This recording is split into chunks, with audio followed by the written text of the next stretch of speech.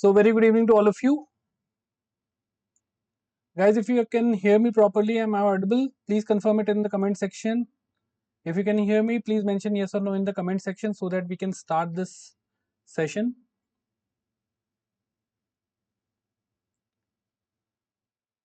Now, so today's class was basically postponed due to there was this power cut at my house. So that's why I shifted it to 8 p.m. Alright. So let's start today's session. In today's session, we are going to cover the weekly current affairs of what week we are covering. We are covering from 1st of June till 7th of June. We are going to see all the important news in a topic wise manner, right? And again, this weekly current affair, this would be your part 2 revision, because we are going to cover again this entire news in a topic wise manner in the upcoming month. Got it? So let's start today's session. Please keep your pen and copy with you. I'm going to ask you to write some of the words, also some of the keywords. I hope you are following me for quite some time and you have already know what our approach is. For every news, we are going to note down some of the keywords so that it will be easy for you to solve the MCQs. Got it? Also, those who are live, do mention your name in the comment section so that we can have a proper interaction. All right. So let's start today's session.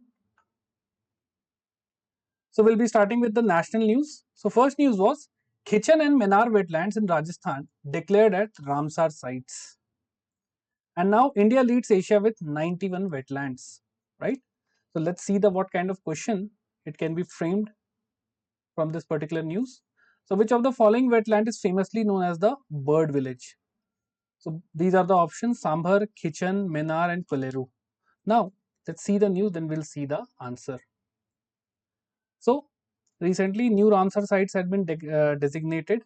Okay, now you should know that Ramsar is a place in Iran where this convention was held at that time for protecting the wetlands. Okay, so all the wetlands which are in the Ramsar site, these wetlands are of international importance. So Kitchen, which is also known as Falodi, okay, it is located in Falodi place. These are in Rajasthan. And the Menar wetland of Udaipur, these have been added in the Ramsar sites. Now Rajasthan has how many Ramsar sites? 4 Ramsar sites. Sambhar, Sambhar Lake, the Kevladev National Park. Kevladev is Ghana National Park. It is not Ghana. This is Ghana National Park. Okay. Then Kitchen and Menar. Okay. So 4 Ramsar sites are from Rajasthan now. Now, if I talk about India as a whole, so in India we have total 91 Ramsar sites as of now. So we stand first in Asia, and in the entire world we are at number 3. Before us, so number 1 is United Kingdom with 175 and then Mexico with 142 wetlands. Got it? And see, wetlands are a very important biodiversity sites. Okay, so you can see in Menar it hosts around 110 water bird species and more than 22,000 different types of cranes, right? So wetlands are very important breeding ground for migratory birds. Got it? So what are the keywords here? So keywords would be, which you have to remember, is number 1, first of all, the name of 2 national park, Hitchin and Menar. Okay, second thing is what? Rajasthan officially has now 4 wetlands. Got it? Rank of India, first in Asia and third globally. So these are the things which you should remember. Now I'm giving you one homework. You are going to tell me which state in India has the highest number of wetlands. If you know that, please mention in the comment section. Right? Chalo. So correct answer is Menar. Menar is also known as bird village. Right? You can see here. So in Menar, it holds 110 water bird species. Alright, that's why it is known as bird village. Got it? So please remember this thing. Is it clear, guys? Yes, no? Yes, Tamil Nadu. Very good, very good. Tamil Nadu. Excellent. Anil. Next is Yashasvi Solanki appointed as ADC to President of India. Now, why this news is important? First, let's see what kind of question can be framed. So, which officer became the first woman from the Indian Navy to be appointed as ADC? ADC means aide de camp. This is a French word. Alright. to the President of India. So we have seen that Yashasvi Solanki, right? So she is from the Indian Navy. Please remember the name Yashasvi Solanki, number one. She is from the Indian Navy. Okay, remember this thing. So what is the role of ADC? So it basically is a type of personal assistant to the president. It ensures whatever protocol, whether it is followed or not, all the coordination with other teams and the communication with the armed forces. She is looking after the entire thing, right? And as of generally, president has 5 ADCs, 3 from the army, 1 from navy, and 1 from air force. For the first time, a woman from navy has become the ADC, right? So please remember the name. So again, the keywords here would be the name of the individual, Yashasvi Solanki, and what position she has been appointed as the ADC to President of India. Just 2 keywords you have to remember. Okay, so correct answer is Yashasvi Solanki. Is it clear, guys? Please give me a thumbs up in the comment section if you have understood it, our approach. See the news, see what kind of question can be framed, then we'll see the news in detail and then we'll find the answer. Okay, so the news are also getting covered, the practice MCQ are also getting covered. Is it clear, guys? Yes, no in the comment section. Very good, very good. Chalo. Next is Goa achieved 100% functional literacy status under the Ullas scheme. If you remember the previous week, we have talked about Meghalaya also. Now, after Meghalaya, Goa has also achieved the functional literacy status under the Ullas scheme. So next is which Indian state was declared 100% literate under the NILP Ullas program in May 2025. See, we are specifically talking about, right? So here Mizoram is there, Kerala, Goa, and Sikkim. So we have seen the answer is Goa, right? So Ullas is basically Nav Bharat Saksharta Karyakram, New India Literacy Program.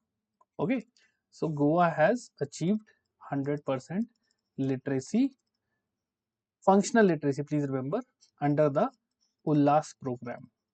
Okay, now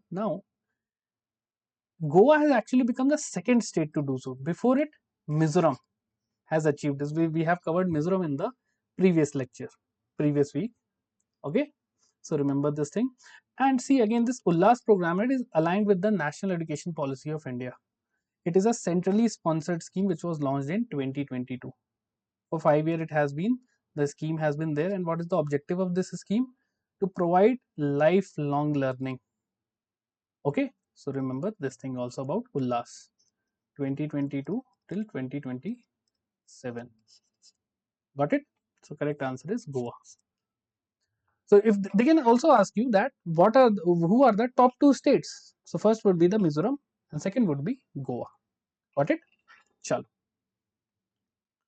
Next is NSO, National Statistical Office released provisional estimates of annual GDP for financial year 25 and quarterly estimate of GDP for fourth quarter of financial year 25. See, understand, financial year 25, understand what it represents. It represents 1st April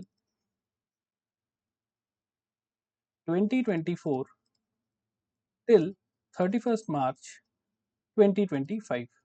Okay. Now, every year is divided into 4 quarters. So, first quarter is what? You have April, May and June. Then July, August, September, October, November, December, January, February, March. Okay. So, they have, for each quarter, they predict the GDP. So, NSO has recently provided a provisional estimate for annual GDP. So, which of the following statements are correct regarding the provisional GDP estimate for financial year 25 released by NSO? India's real GDP growth for financial year 25 is estimated at 6.5%. Real GDP. If you don't know the difference between real GDP and nominal GDP, do watch my video on basics of economy first lecture. I have told very clearly what is the difference between real and nominal. Now you should remember this thing. Recently you must have heard that India has surpassed Japan to become the 4th largest economy, and our GDP is somewhere around $4 trillion. So that GDP is a nominal GDP. Inflation is not considered when you calculate nominal GDP, but when you calculate real GDP, you take into consideration the effect of inflation. That is the basic difference you should know. Second statement is India's quarter 4 financial year 25 GDP growth rate stood at 7.4%. Okay, now let's see the news, then we'll see the answer. So NSO has said that the real GDP growth rate will be 6.5% for financial year 25. This was released by NSO.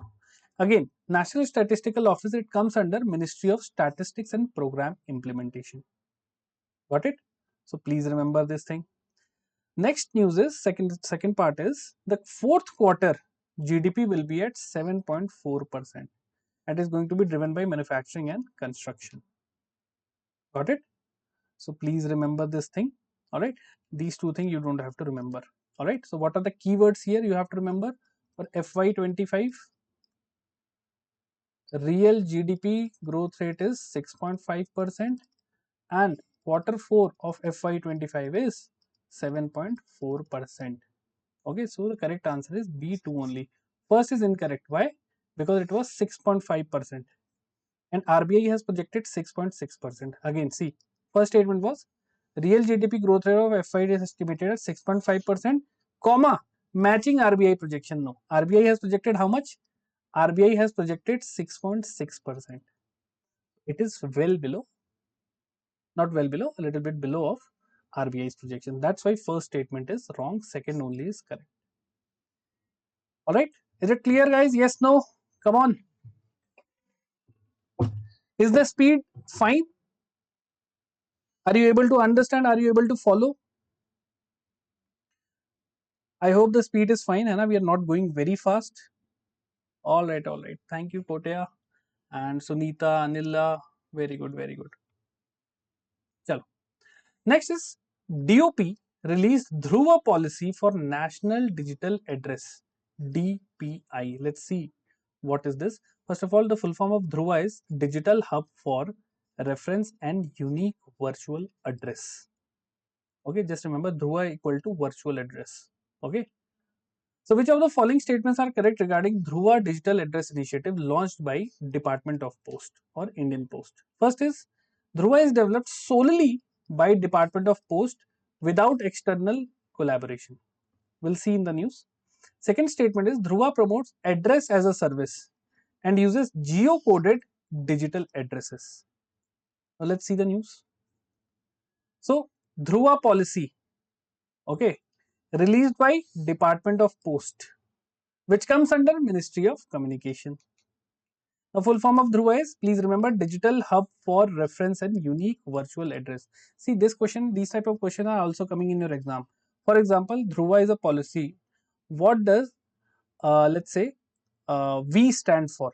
So they can ask. So it is virtual, right? So please remember this thing. And it is based on DigiPin, which is developed by IIT Hyderabad and ISRO. What is DigiPin? DigiPin is basically, it is a geo-coded digital address system. Now, see, we know that whenever we use post, we use pin code. Okay, 6-digit pin code is there for every place. Now, instead of pin code, we are using geo-coded. It means it will have geo information. Geo means what? Earth. So where this place is exactly located, it can be pinpointed, right? And what is the overall purpose of this Dhruva? They are going to use address as a service. You must have heard of a term called SaaS, software as a service. Now they are going to use address as a service. Okay, it is going to help them in governance and other aspect also.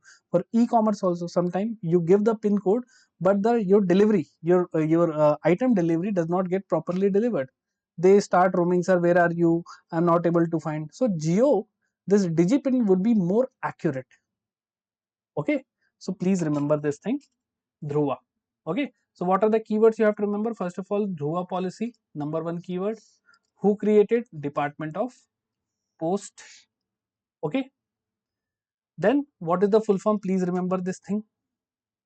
And what is the objective? To use it as address as a service. Got it? So here only two statement is correct. First is incorrect. Why? Because they have developed in collaboration with IIT Hyderabad and NRSC ISRO, not solely by Department of Post. Please remember this thing. Is it clear, guys? Fine. Chal. Very good. Very good. Very good. we'll keep the pace a little bit higher side. Why? Because we have to cover a lot number of news. Chalo. Focus on the keywords. Keywords are important. Got it? Chalo. Next is Union Minister of State Dr. Jitendra Singh launches Bharat Gen at Bharat Gen Summit. So he's Mr.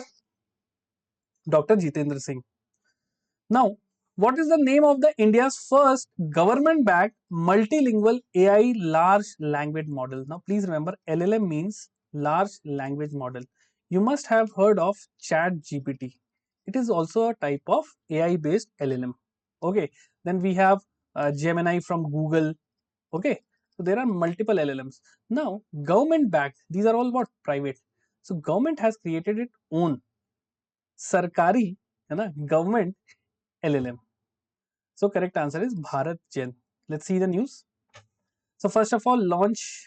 It is the first indigenously developed. It means it is made in India. Indigenous means made in India. It is government funded AI based LLM, right? How many language it is going to support? 22 Indian languages. Next is who has developed. So please remember the name, National Mission on Interdisciplinary Cyber Physical System. Okay, with the help of IIT Bombay, they have developed this, right? And where it is going to be used? So it is going to be used in healthcare, education, governance. Also, they're creating this Bharat Data Sagar. It is basically a repository of all the research, all the data which is being used by this LLM model. What are the keywords? Again, I'm writing it here. First is Bharat Gen. What it is? It is government backed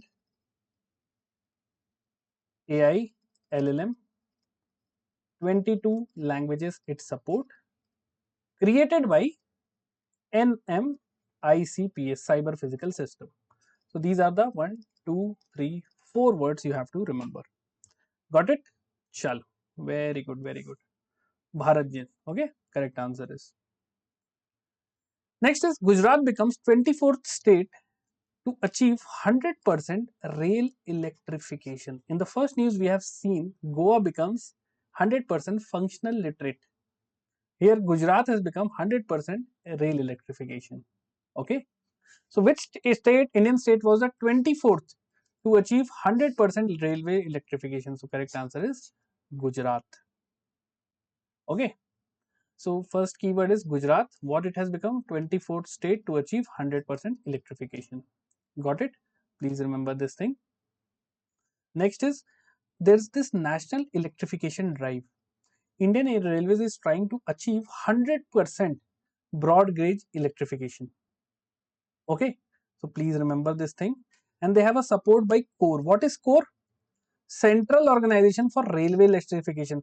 A separate organization has been developed for achieving this target. So headquarter of CORE is Prayagraj, UP. Second keyword, CORE, headquartered in Prayagraj, UP. And if I talk about India as a whole, so India has done around 99% electrification. Okay, Switzerland has done 99%. Okay, so please remember these keywords. All right, Gujarat, 24th state to do 100% rail electrification. Okay, support by CORE, headquarter is Prayagraj. Got it? So these are the keywords for your note making. All right, is it clear, guys? Fine. Any doubt, anyone? I don't think there is any doubt. Hannah. These are very direct factual things which you have to remember. Okay. See again, if I tell you now, you have to remember so many things. That would be very difficult. But if I say that you have to just remember these 4 words, then it becomes easy. See, it is all about current affairs is all about approach and short notes. If you can do that now, if you have the ability, right? If you learn the ability to extract the things, the important words, you can do it on yourself also. Okay, chalo, very good, very good. Next is IOCL to set up India's largest green hydrogen plant at Panipat. Green hydrogen, See, why it is known as green? First of all, understand H2O. This is the formula for water. Water is made up of what? Hydrogen and oxygen. So they do what is during green hydrogen making, they separate this hydrogen ions from oxygen ions and they use this thing to store and to create electricity. Okay. So which company is setting up India's largest green hydrogen plant at Panipat? Correct answer is we have seen IOCL, Indian Oil Corporation Limited. Got it? Achha, one more thing, you can also make short notes for your MCQs. Here the keyword is what? IOCL, largest green hydrogen plant, where? Panipat. So it is just like who has done that, what they have done, and where they have done. Just ask these questions from you and you can easily extract the keywords. Okay. So please remember this thing. Indian Oil Corporation Limited, largest green hydrogen plant at Panipat. Also, Panipat has one big oil refinery, right? So please remember this thing. Also, the contract has been provided to L&T Energy. Please remember the name of the company, Larsen and Toubro. Got it? Also, it is on a model known as build, own and operate. L&T is going to build it, they are going to own it and they are going to operate it. Okay, there are different models also. Okay, there is this public private partnership, then there is build, operate and transfer, and then there is build, own and operate. Okay, then there is hybrid annuity model also. There are different types of model for working. It is basically how government and private companies cooperate. All right. So please remember this thing. And see, again, there is a mission, the National Green Hydrogen Mission, which has recently been, the target has been upgraded till 2030. Please remember this thing also. Okay, fine. So IUCL is the correct answer. Clear? Any doubt, anyone? I hope it is clear, है ना? Chalo. Now, a homework time. I'm going to give you one homework. You have to find out what is the total installed capacity, installed electricity capacity of India. Okay, you have to find out this. Second, you have to find out what percentage of the total installed capacity is from renewable energy. I can give you the source also. First of all, this is your homework, and you have to find out the total installed capacity in gigawatt. Then you have to find out what percentage of that total is from renewable energy. Now, if you don't know the source, you can first Google it. Second, I have covered this thing in the economic survey video. You can go to Oliveboard YouTube channel and you can search there economic survey. I have very clearly specified it and mentioned it in the lecture also. But I would rather recommend Google it. Okay, it will save your time. You have to use technology. Got it? Chalo. Next is India wins presidency of IIAS for 25 till 2028. What is IIAS? It is International Institute of Administrative Science. Okay. So who has been elected as the president of IIAS Council for 3 years time duration from 2025 to 2028? Okay, we'll see. India is there, but who from India who is going to represent? Let's see the news, then we'll find the answer. So which country? India. Okay, there was a vote. So India has secured 87 votes out of 141. You don't have to remember this thing. All right, and they have defeated Austria to head this IIAS for what time duration? 2025 till 2028. Okay, who's going to be the president? Mr. V. Srinivas. He is the secretary of Department of Administrative Grievances and Administrative and Public Grievances. Okay, administrative reforms and public grievances. Got it? So please remember this thing. V. Srinivas. He is an IAS officer. Okay, he is an IAS officer. All right, and this is for the very first time India is becoming the president. Got it? Chalo. Very good. Very good.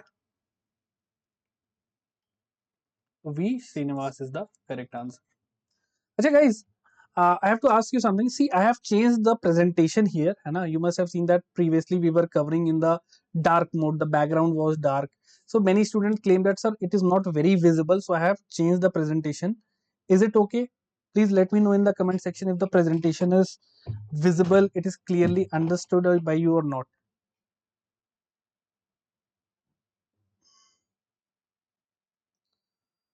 Is it clear, guys? The presentation is fine, or the previous one was fine? Just let me know. If it is fine, give me a thumbs up.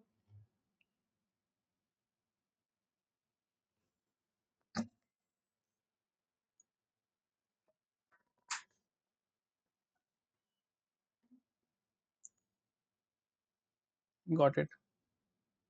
I hope it is fine. Yes, no? Cool, cool, cool. Very good, very good. Let's move ahead. United Nations General Assembly elected 5 countries as non-permanent member to UNSC. UNSC means United Nations Security Council, and they have been elected for 1 year. Now, this is a very important news. Okay, very, very important news. So, which of the following countries was elected to United Nations Security Council for 26-27 term? For the first time, we'll see the answer, but first see the news. So, Bahrain, Colombia, Democratic Republic of Congo, Latvia, and Liberia. So please remember B, C, D, double L. Okay, B, C, D, double L. These are the 5 countries who have been elected as non-permanent member to United Nations Security Council. Again, United Nations Security Council is one of the principal organ of United Nations. Okay, one is United Nations General Assembly, Security Council, Trusteeship Council, the Economic and Social Council, International Court of Justice. Right? There are 6 principal organ of United Nations. One of the principal organ is United Nations Security Council, and they are going to replace these. Right? So please don't have to remember these names. Just remember these B, C, D, double L. Okay. So please remember this thing. Okay. Chalo. Okay.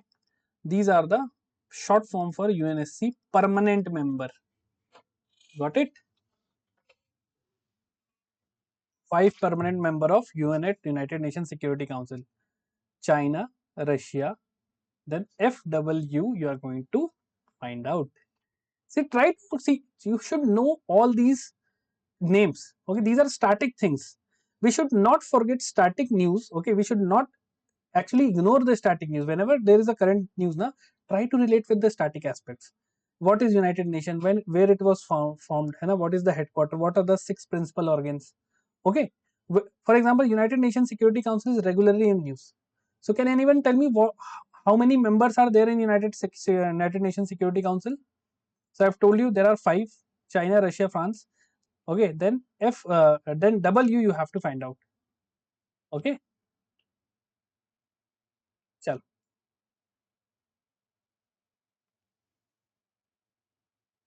So correct answer is Latvia from the amongst the question. Okay, Colombia, Liberia, Latvia, and Bahrain. So we have seen Latvia was the L. Next is 78th World Health Assembly. It held in Switzerland. Okay. So which international agreement was formally adopted during the 78th World Health Assembly? Okay, these are the 4 options: United Nations Health Security Pact, WHO Pandemic Agreement, Geneva Disease Prevention Charter, Global Health Emergency Framework. Now, let's see the news. So, first of all, World Health Assembly 78th meeting was held where it held in Geneva, Switzerland. Okay, what and where we have found. Okay, which which agreement was adopted? WHO Pandemic Agreement. This is the world's first pandemic agreement. So, see, after COVID, now the entire world is have become very cautious that if, let's say, if some this type of pandemic comes again, now what should be our course of action? How should countries control that pandemic?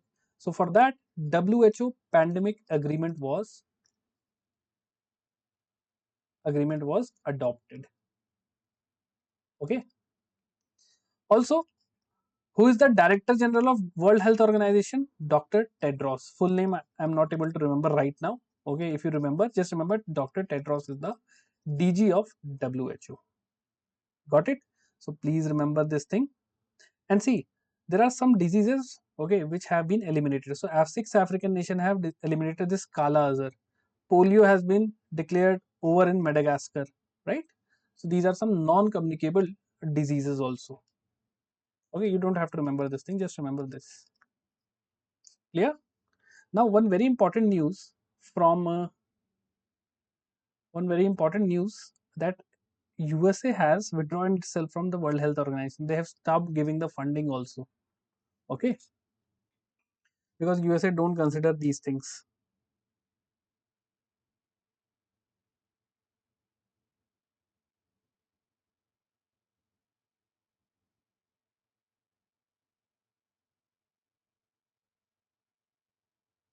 Right.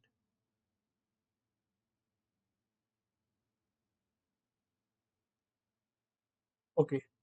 I hope it is clear, है ना? चलो. 15. Okay.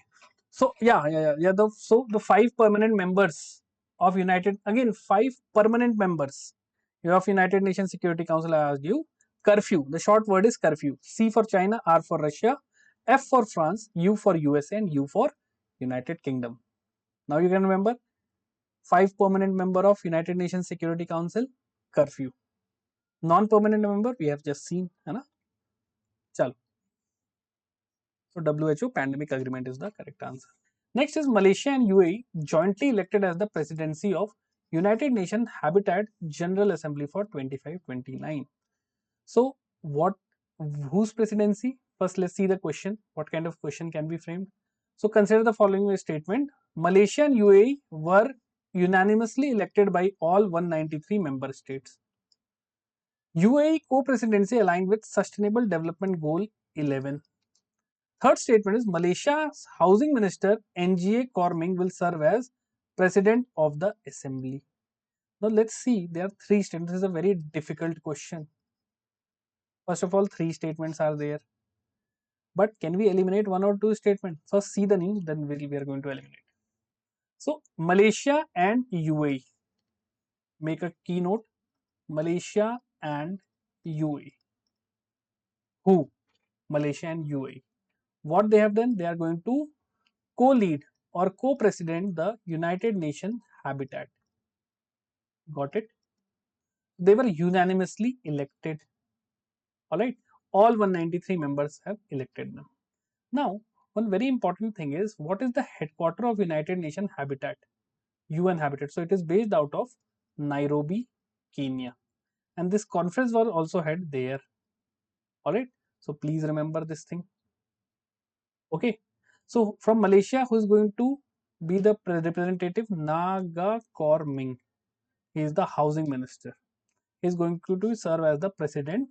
Alright, so please remember Malaysia Minister and Naga Korming. Clear? Also, UAE was going to represent the SDG 11. What does SDG 11 suggest? Inclusive, safe, and resilient and sustainable cities. Got it? So it relates with SDG 11 also. Okay, so please remember this thing. Clear? Now, what is the purpose of UN Habitat? It basically says that how should our urban areas should be based, how it should be designed so that it should be inclusive, it should be safe, and the cities which are now developing, they are sustainable. It should be not like that we just construct the building and suddenly one rainfall is there and the entire city is flooded. We should not create our cities like this. It should be sustainable. There should be the building, there should be forest, there should be parks, everything should be planned. Okay, so these are the keywords which you should remember. So all the three statements are absolutely correct. Okay, chalo. Next is RBI Annual Report 24-25. I have taken a entire session on the RBI's annual report. When you have time, please go and watch that video, because that video is not only about what RBI has done, but that video focuses on all the important banking and economy related terms. I have explained each and everything there. If you have time, go watch that video, right? So let's see what are the most important facts of this report. So RBI's balance sheet expanded by 8.2% to 76.25 lakh crore. Okay. Now question is, under which section of RBI Act 1934 was the RBI annual report presented to the central government? Okay. So which is that? RBI Act 1934. Under which section? Let's see the news, then we'll see the answer. So section 53 part 2 of the RBI Act says that there should be an annual report presented by RBI to the central government at the end. Okay. So RBI's balance sheet has actually increased by 8.21% increase. If you can remember, please remember the amount also, 76.25 lakh crore. These are some type of data which you should remember. Okay, so please remember this thing. And why they have done so good? Because the gold has increased, domestic investment has increased, right? So please remember this thing. Okay, so these are the few facts which you should remember. Don't remember these things. Got it? Chalo. And for the section 53/2 of the RBI Act. Next is CRISIL forecast India's GDP growth at 6.5%. Just like we have seen previously, NSO, CRISIL is also a credit rating agency. It also forecast about the GDP growth rate of nation. So which global rating agency projected the GDP growth rate of 6.5% for 25-26, citing improving consumption and easing inflation? So it is CRISIL. So you can see there are other global credit rating agency also. Fitch is there, Moody's is there, S&P is there, right? So CRISIL has projected 6.5%. Okay, NSO has done how much? 6.4%, right? So please remember. And what is the reason? Good agriculture, good inflation control, right? Repo rate cuts, all these things. It means the bank and the entire economy is doing really good. Okay, so please remember this thing. Only you have to remember this single line. That's it. Yeah, chalo. So CRISIL has estimated. Next is RBI launched climate risk data platform to address financial sector risk. Let's see the question. What is the name of the data platform launched by RBI to address climate related financial risk? You would say, sir, how climate can create financial risk? How? Now see, let me show you the map of India, then you can easily see. These are the northern states. These are prone to what type of disaster? Landslides. Uttarakhand, Himachal, cloudburst are there. Okay, these are the disasters. Then in Assam, we have flood. You must have heard of recently that Assam was entirely in flood. Then these coastal regions are prone to what? These are prone to cyclones. Got it? Then some of the interior region of India, these are prone to drought-like condition. These are some climate related risk which causes a loss of economy. Okay, if a farmer loses his crop, he loses financially, right? That's why financial risks are there. If there is a sudden cyclone, everything will be destroyed. Okay, so that's why they have created a proper platform to this, right? So who has launched? RBI. What is the name? RBI CRIS. CRIS is what? Climate related financial risk. Okay, CRIS. Got it? So please, it is related with climate risk. Got it? What it is? So it will include a public web-based directory. Okay, and to regulate all the financial institutions. And what type of function the risk will be focusing on? What type of risk they are going to focus on? Physical risk like floods, droughts, transition risk also. For example, there is some technology shift or policy shift by states, or there is carbon emission. They are going to focus on all these three things: physical risk, transition risk, and carbon emission. Three things you have to remember. All right. So remember these things. These are the three type of risk they are going to focus on: physical, transition, and carbon emission. These are your keywords. So RBI CRIS is the Climate Risk Information System. Clear? Chalo. Next is SBI report. SBI has released a report, and in that they have also projected a GDP forecast. India's GDP grew at 7.4% in fourth quarter of financial year 24, and they project 6.3 to 6.5% for financial year 26. Okay, financial year 26. It means 1st of April 2025 till 31st March 2026. During this period, India is going to grow by 6.3 to 6.5%. So consider the following statement regarding the SBI's report on India's GDP. India's GDP grew by 7.4% in quarter 4. We have seen this thing. The service sector recorded the highest growth among all the sector. The GDP deflator for agriculture showed positive outlook. Now, there is a term called GDP deflator, and this is known as current static linkage. What is the GDP deflator? I have taught this term in the inflation video. So whenever you have time, go and watch that inflation video. So what is a GDP deflator? See, it is basically the ratio of nominal GDP over real GDP into 100.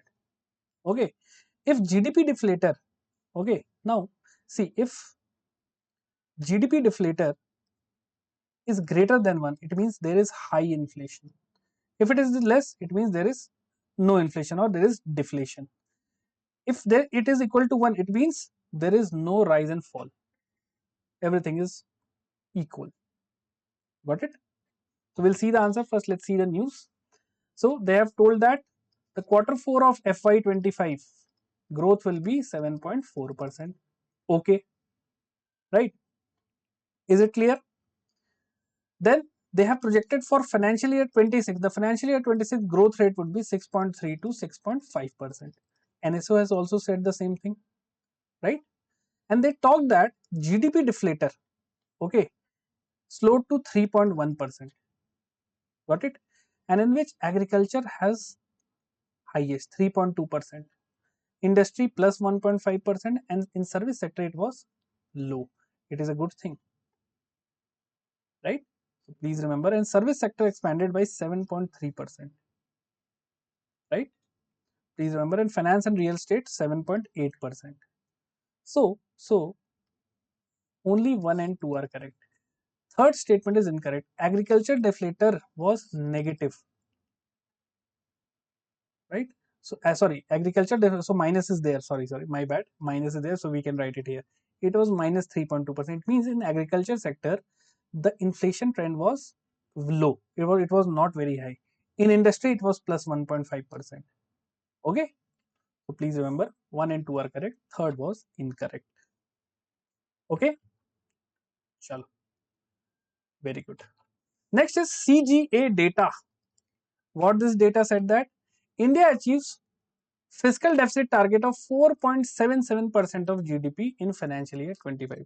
Now, if someone has seen the union budget, they have estimated that fiscal deficit is going to be 4.2% of the GDP. That is their target. But the CGA data said something else, right? That's why not all data are important. This is less important. Got it? So question is, what percent of GDP was India's fiscal deficit in financial year 25 as per the provisional data? So we have seen it was 4.77%. Clear? So remember this thing, the fiscal deficit as per CGA is 4.77%. Okay. And there is then the values given the total. See, if you have not seen the budget video, now please go and see. See, deficit means what? In a budget, you have some income source.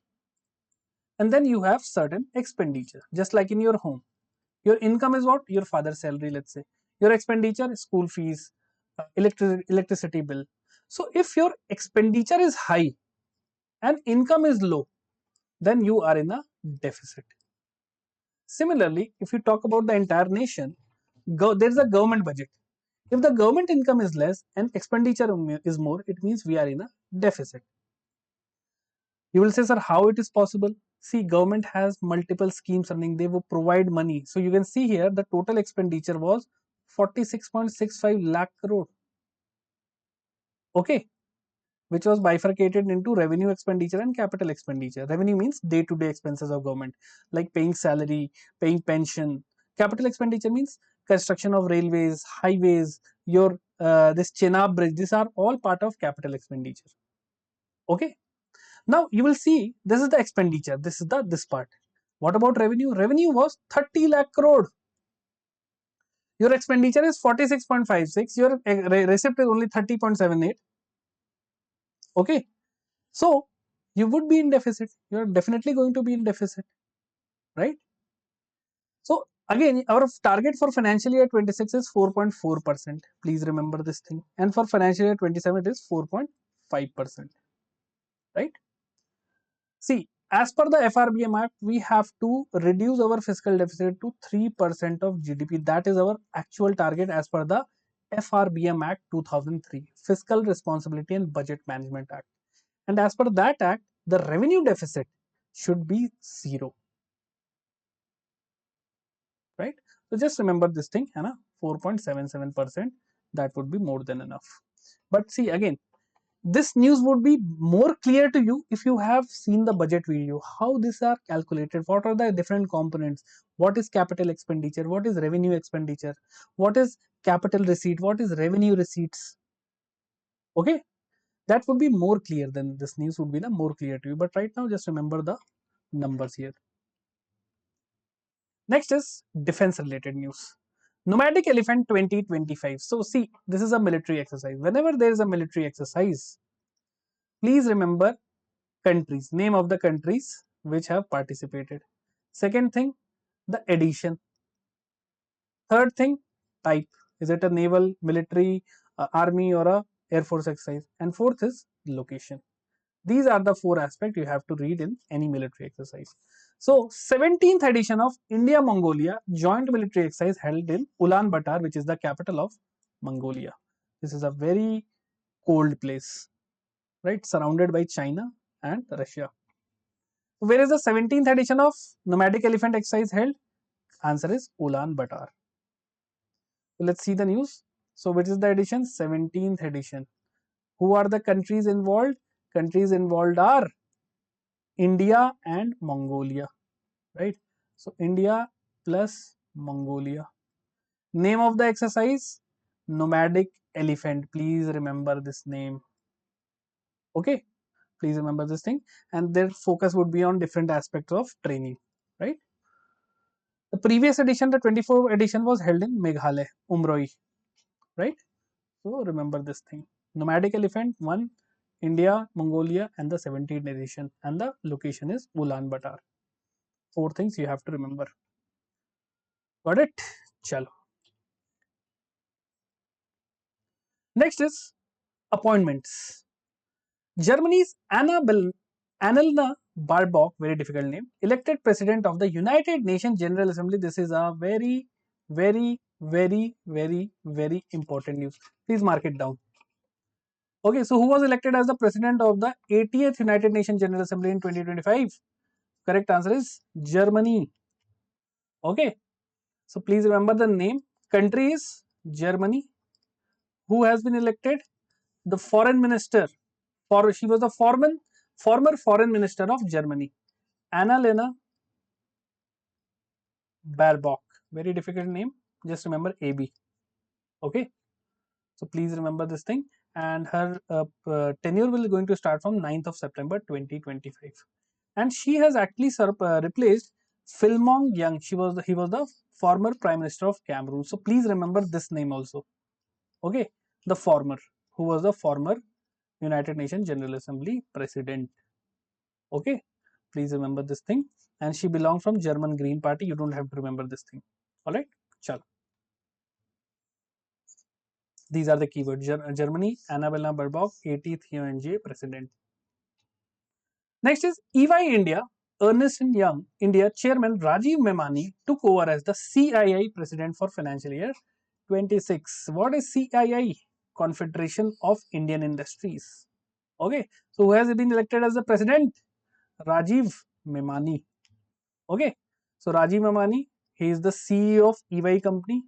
He has been elected as the president of Confederation of Indian Industry, and he has succeeded Sanjeev Puri. He was the chairman of ITC. Right? Please remember this thing. Okay.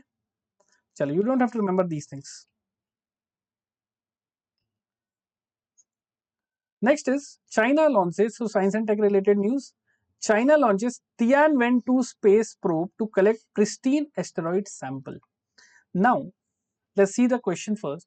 Which of the following statements are correct regarding China's Tianwen 2 mission? So, it will land on asteroid Kamo Oleva 2016 HO3, its a technical name, to collect sample. After completing the first part, Tianwen 2 will travel to study the active asteroid, this one, Pan stars. Let's see the news, then we will see the answer. So, China National Space Agency, okay, CNSA has launched what? Tianwen 2, right? To study which asteroid? Asteroid 2006 HO3, 2016 HO3, right? And it will retrieve asteroid sample and return to Earth in 2027, right?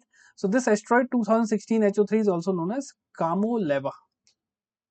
Got it? So please remember this thing, Hannah. And the second flyby will be this asteroid, right? So please remember this thing. These are the key three keywords: China, Tianwen 2, and asteroid sample. Got it? Chalo. So both 1 and 2 are correct. First it will see this asteroid, then this asteroid. Okay?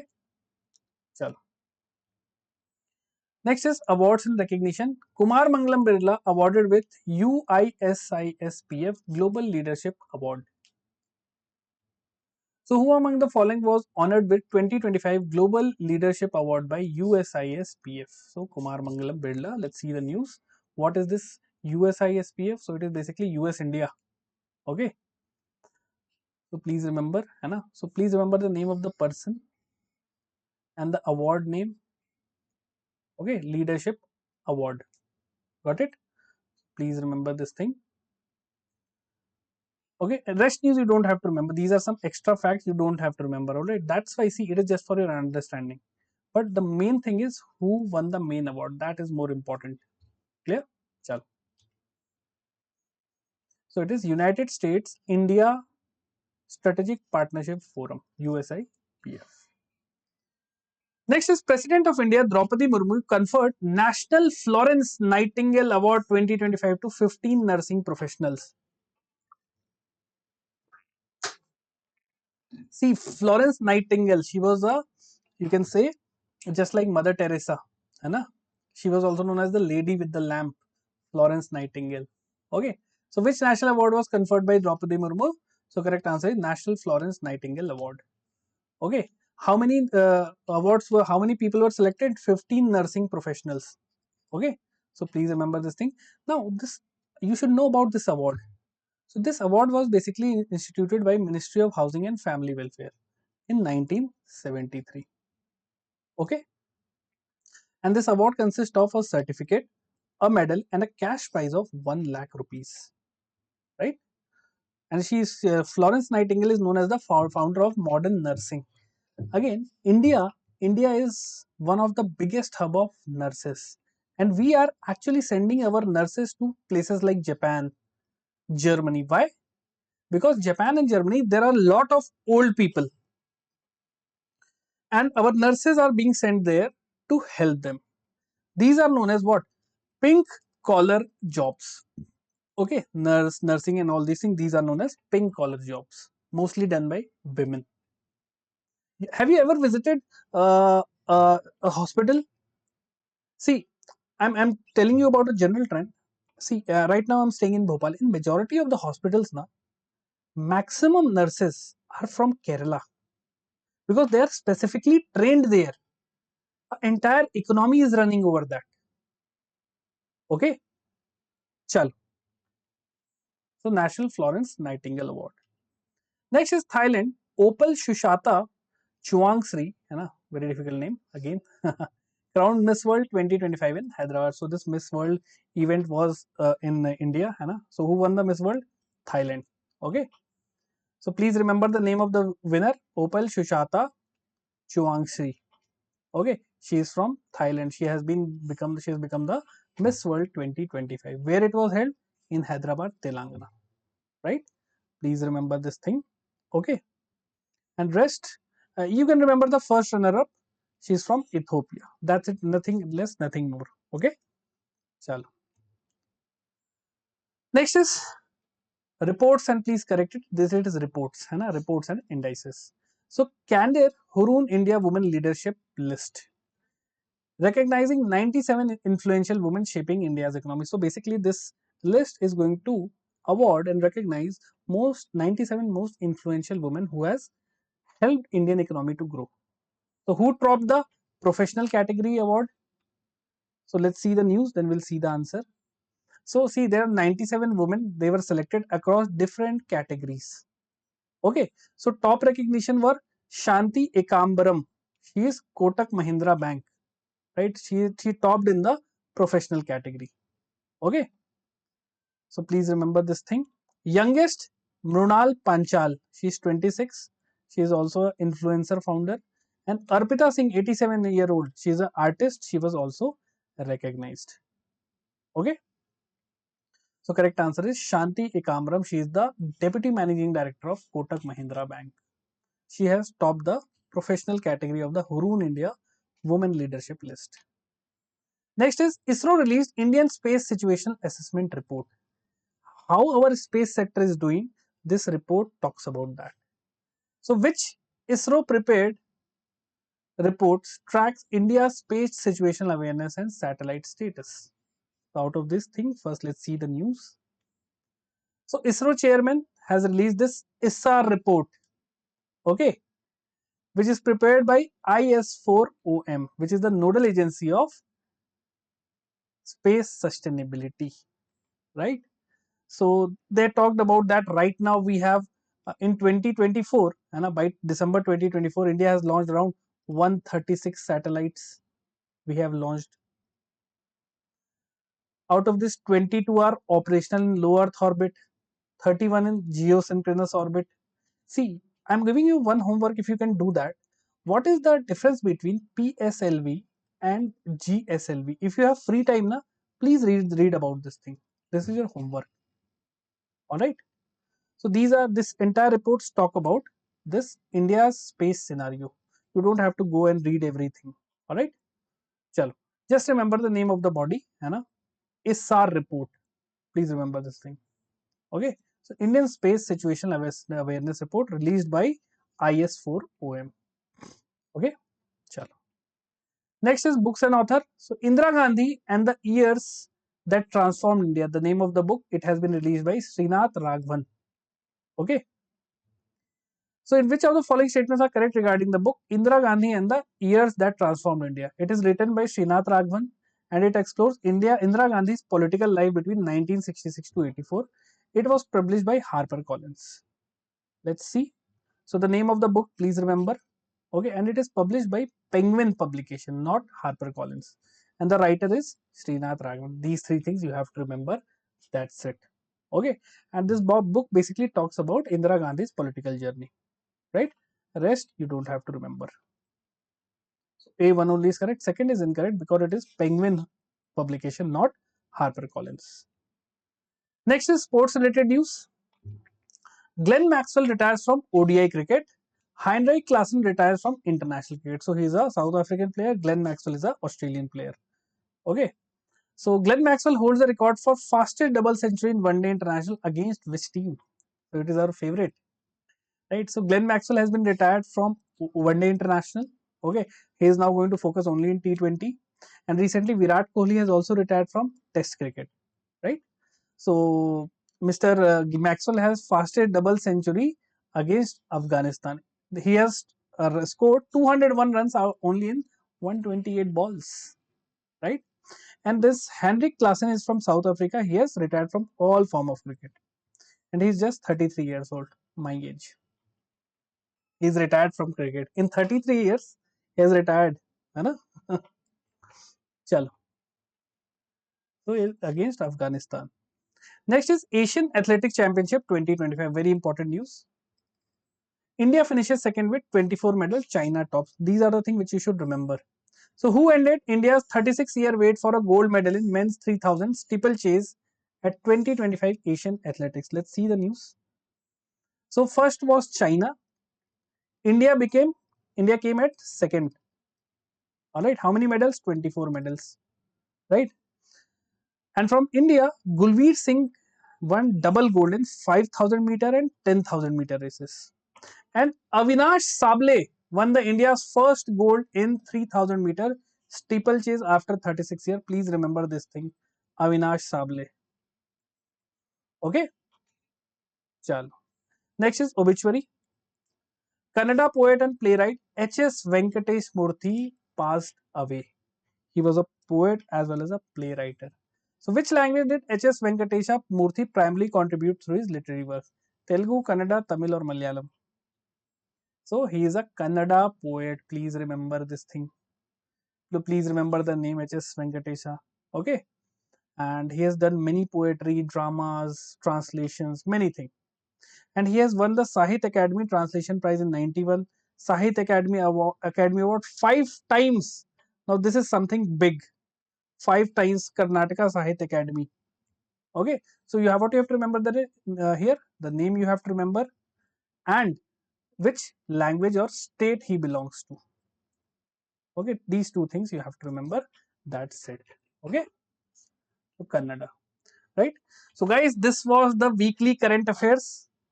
I know we have moved a little bit in a faster pace, but I hope you have enjoyed the session.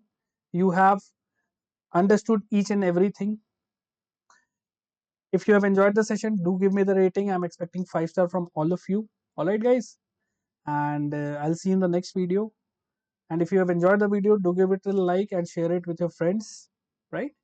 Well, I'll see you in the next video, guys. Till then, have a great day. Jai Hind. You will get the PDF right after the class. You can download from the Oliveboard app, or you can get it from my Telegram channel. My Telegram channel is GA by Yash Sir. Okay, right. Let me write it here. GA by Yash Sir. So please join this Telegram channel. Okay. Take care, guys. Have a good night. Sleep well, eat well, and study well. Take care.